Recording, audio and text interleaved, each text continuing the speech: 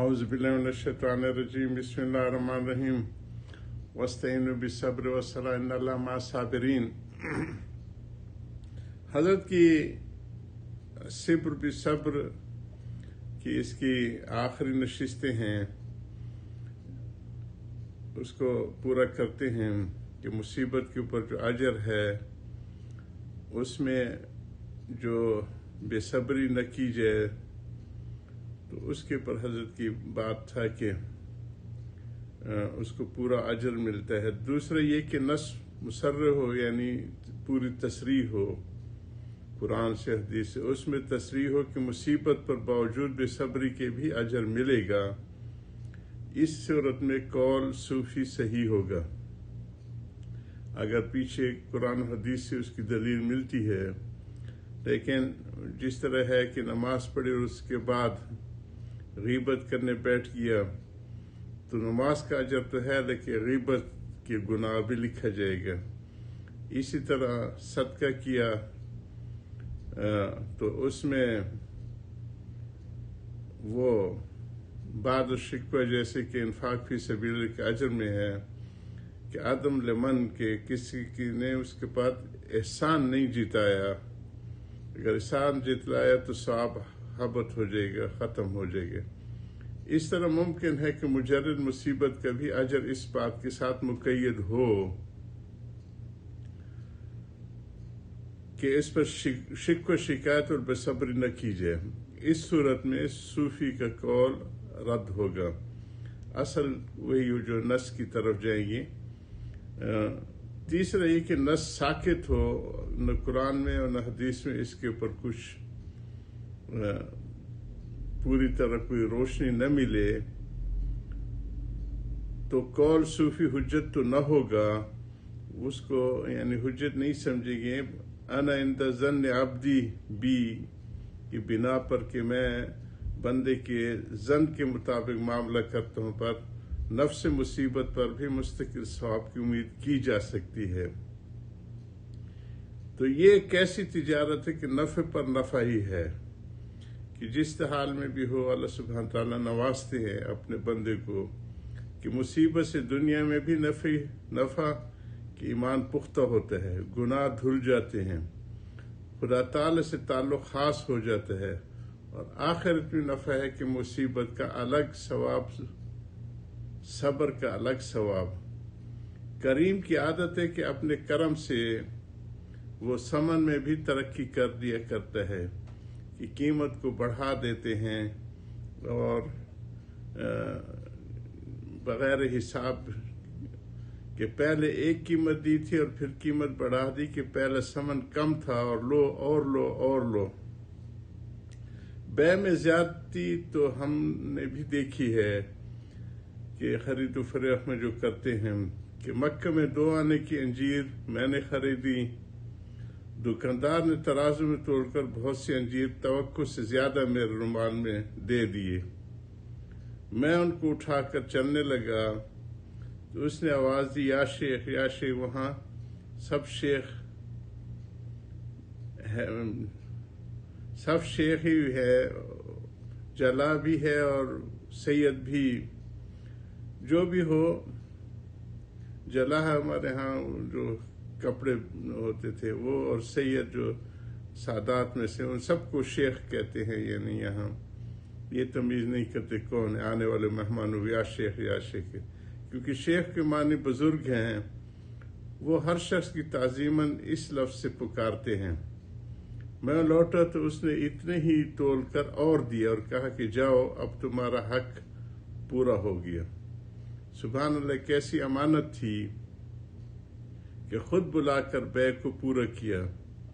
یہاں کے تاجر تو غنیمت سمجھتے ہیں کہ اچھا ہوا خود چل دیا، یعنی ہندوستان کے تاجروں کہہ رہے ہیں، اور حرم میں ماشاءاللہ بہت جو پہلے زمانے میں تھے، تو ہم جب آئے تھے شروع میں دکانیں کھلی رکھ کے لوگ نمازوں کو چلے جاتے تھے، اور ہمارے مدیر جو تھے شیخ فؤاد بردیسی، یہ تحفیظ کے بھی تھے اور ہمارے حرم کے بھی تھے، اور اس سے پہلے جو تھے شیخ صالح تھے، وہ رابطہ عالم اسلامی کے بھی تھے، اور ہمارے جتنے بھی تحفیظ کے مدارس شروع ہوئے ہیں پاکستانی حضرات کی برکت سے، اسماعیل سیٹھی اور ان حضرات نے، ان کے بھی مدیر تھے۔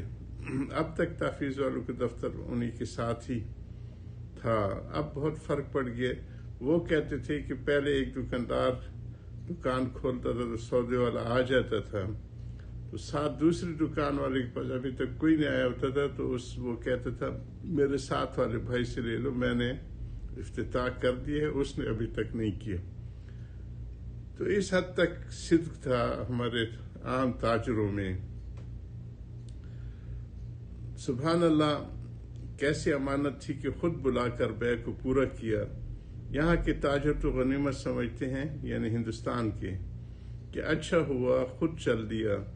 یہ تو بیع میں زیادت کی مثال تھی کہ وہ تولنے کے بعد بھی کچھ زیادہ دے دیتے، عام دکانداروں میں ایک روش تھی۔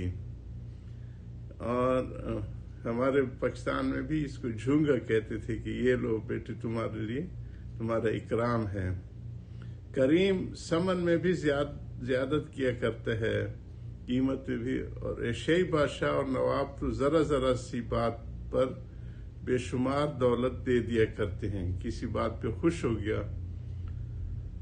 تو وہ بہت دولت دے دیتے ہیں۔ میں نے ایک کتاب میں دیکھا کہ خانان کسی دورے میں تھے، جو رئیس تھے، ان کے ساتھ نوکر چاکر اور درباری لوگ، دوست احباب بھی تھے، اور خزانہ بھی بہت کچھ تھا۔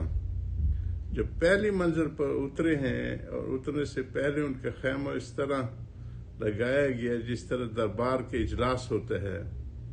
اس وقت ایک شاعر نے ایک شعر پڑھا، منم بے کوہ و دشت و بیابان غریب نیست، ہر جا کے رفت خیمہ زد و بارگاہ ساخت، دولت من پہاڑ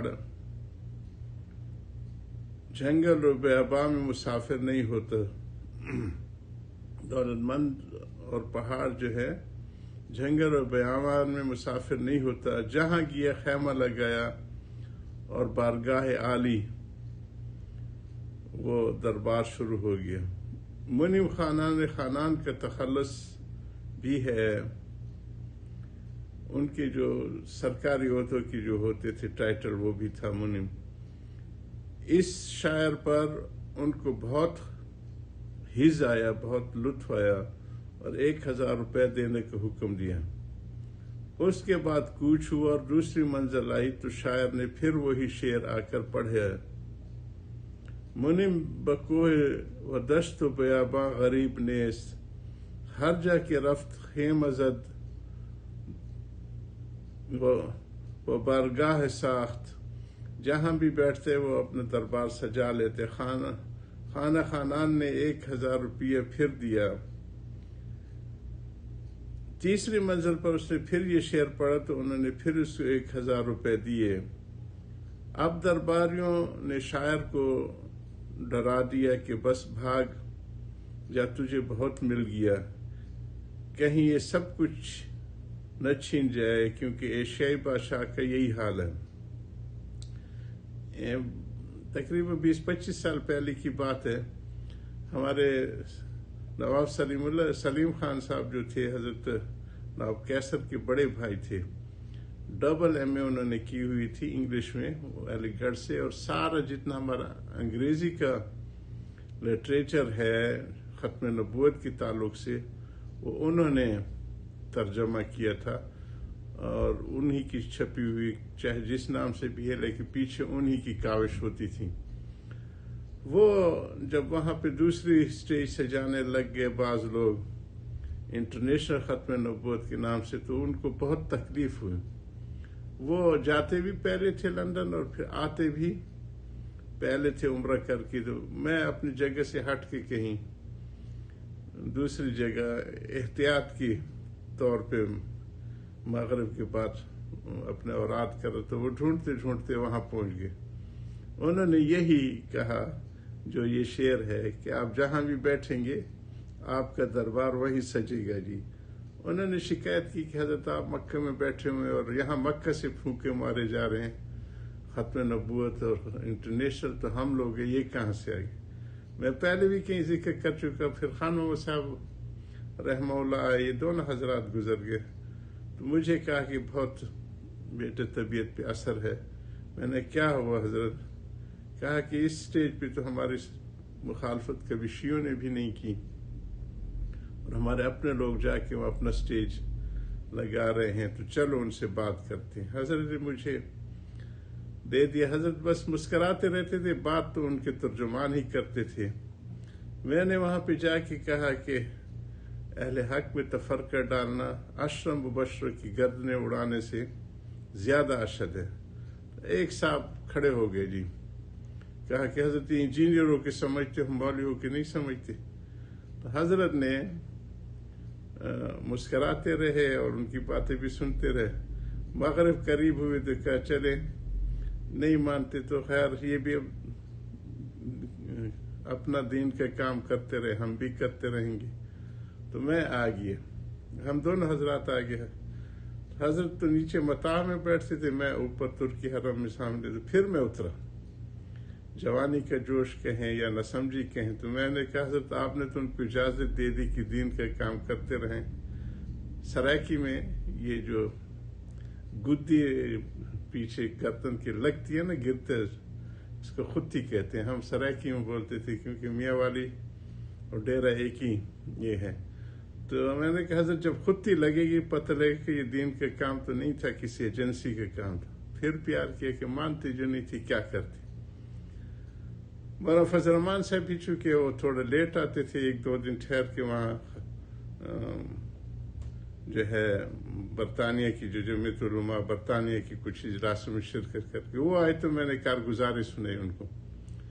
تو انہوں نے کہا کہ آپ کو یہ حضرت کا جملہ ہلکا لگتا ہے, اس کی ڈکشنری میں اس سے سخت جملہ نہیں ہے, دیکھیں ان کا انجام کیا ہوتا ہے. پھر ان میں سے ایک صاحب جو بڑے تھے محرک, وہ جب جانے لگے تو برطانوی قونصل جنرل ایئرپورٹ پہ کھڑے ہو کے اس نے ان کا ویزا کینسل کیا کہ آپ جو ہے آئندہ نہیں جا سکتے برطانیہ. باہر کے یہ تو وہی ہے کہ وہ اللہ تعالیٰ ان سارے حضرات کے درجات بلند فرمائے.